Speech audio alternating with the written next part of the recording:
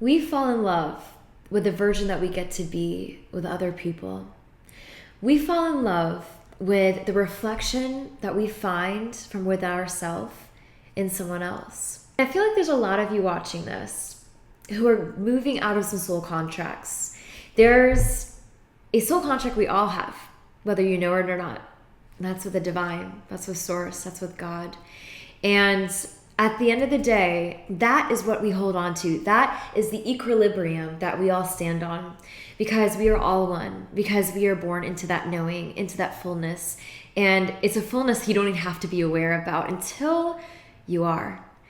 Until that little spiritual awakening starts to come alive and you can see it for what it is. But I think there's a lot of you watching this right now, a select few, you'll know if this is for you, that have this person in your life that you feel very attached to. This is someone that hasn't always been very healthy for you.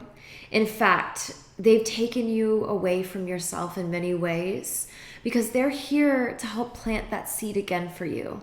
They're here to help you remember to fall in love with yourself again, to help you remember what you are falling in love with. And I think it's almost funny how we can get so caught up in attachments of other people, so caught up in these fixations, but you are not attached to this person. You are attached to the person that you are with them. You are attached to the story and the narrative that comes alive in their presence, that intertwines with their soul, with their journey. And I think if you are watching this and you are single, you have in the past had this come about in your life. In the past, had this cycle, have this attachment still to something, to a joy, to an aliveness, a fullness is what it is. To someone in your life that isn't meant to be for you, but their journey always has. Their journey was always that mirror and reflection for you. And I see this person almost walking up to you and you were oblivious of the mirror for some time. And I think this year, my love, recently, you've only realized that.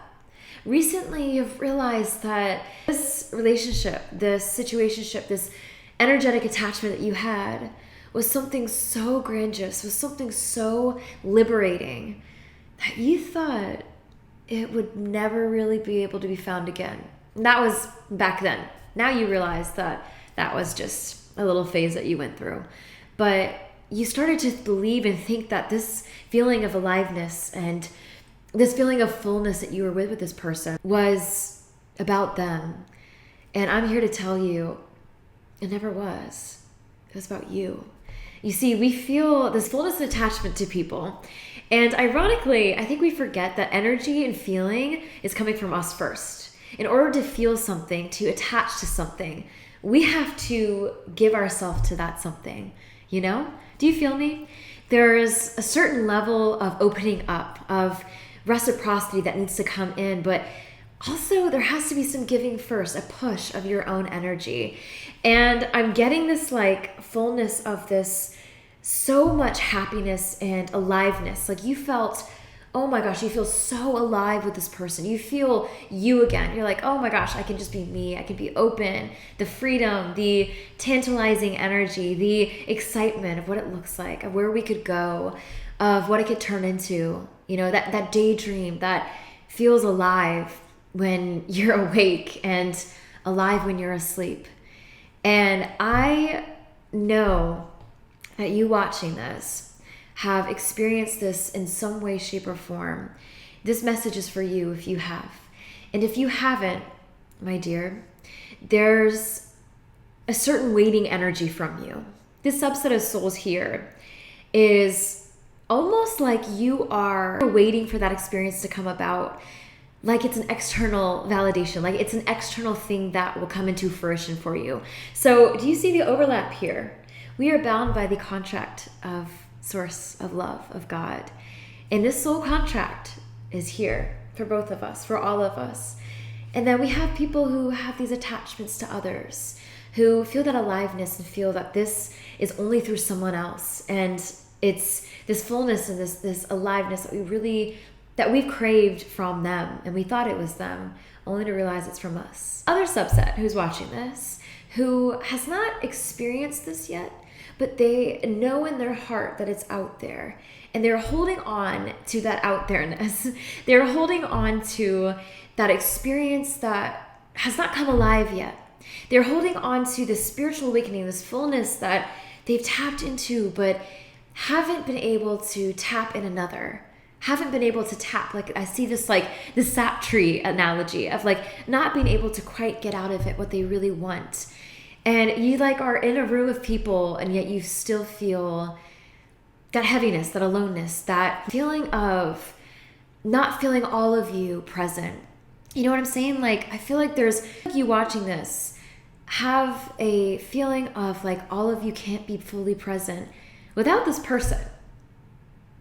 Without this person. And it's either someone you know and you've had attachments to, or it's someone you don't even know yet and you're fantasizing about this reality that you know you can have because you found it in yourself.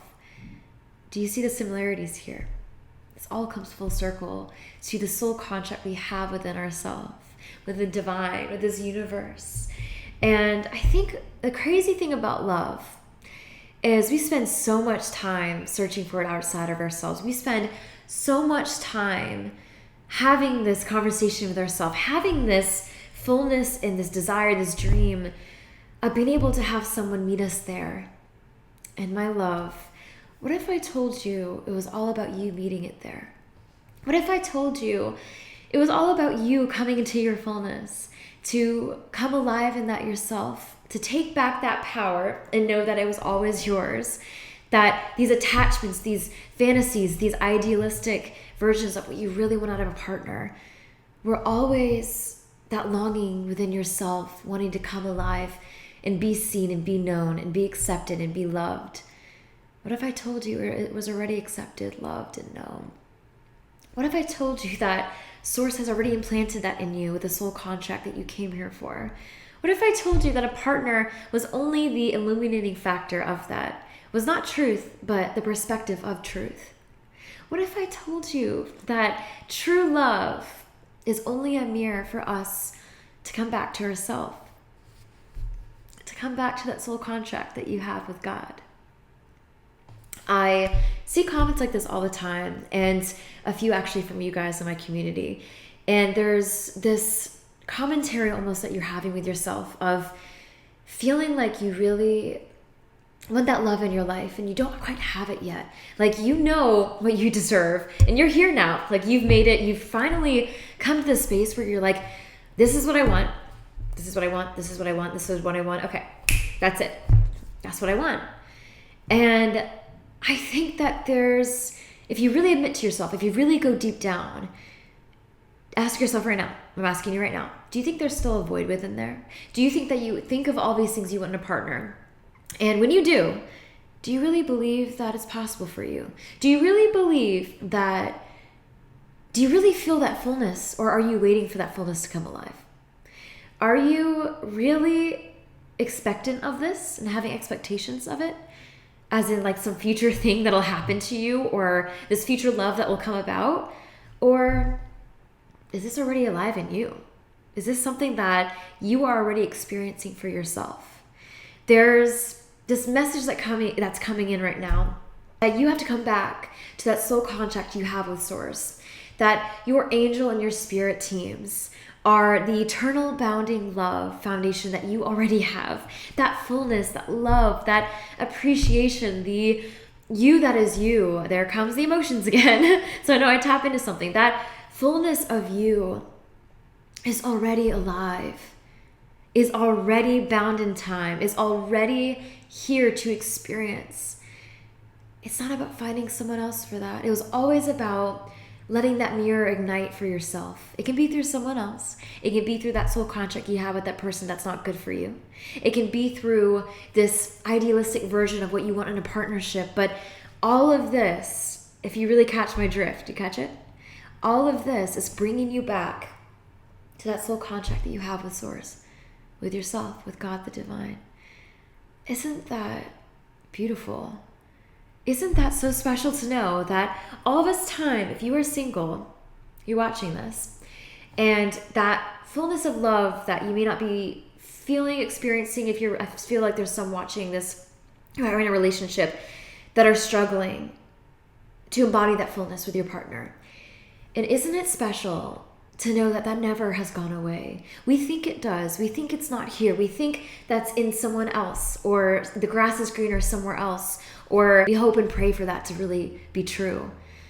But it's always within you, and it always has. Let this message be for you. The seeking outside has always been a mirror for what's inside. This fullness outside that you know is so real and so tangible for you, and in someone else has always been what you've wanted within yourself. This love, this eternal, true love that you know is possible for you, is possible for you because you know. Because you are already experiencing it at your eternal soul level, within the soul contract that you came here for, with and in God. It's you. You're already experiencing this. And hearing this, all that's needed is to open up to it. And I think that's the crazy part. We think that love is something really eluding us. We think that love and finding a partner and having that relationship be perfect is something that needs tweaking, is something that is always out of grasp. It's always something we're reaching for, striving for, perfecting for, for either ourselves or someone else.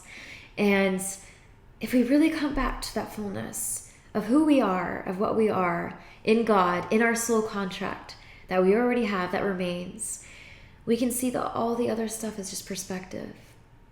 That all the other stuff is to get you to come back to you again, to see you again, to believe in you again, to feel in love with you again, with God. And that, my dear, is this fullness that you've been chasing, has been here all along. Can you believe that? You know how special that is to be a child of the divine, to have Source be our true love, and how we are ever reaching that, ever striving for that. Like, it's something that we convince ourselves is outside of us. And maybe if we experience it with this person and not right for us, we'll never have that again. We'll never have that freedom, that aliveness, that fullness that we might have felt with them. But other soul contracts are here to get you back to the ultimate one. Other divine connections are here to get you to touch back with your own. And you are your own ever-present love story. You are love. At its purest, at its finest, God's self within you. Tap back into that. If you're feeling devoid of that, if you're feeling like you really want a partner, dating's not going well, your partner's having arguments, you're single and there's no hope in sight, come back to that. Come back to that place within you. That hope is found, that love is found, that eternal well has never dried up. You can convince yourself it has. You can convince yourself that it's only another person who never was good for you, it would always leave you feeling dry. Or maybe this person was, and it just never really clicked, because that was always your mirror all along. That was always the space for you to come alive and open up to your fullness once again.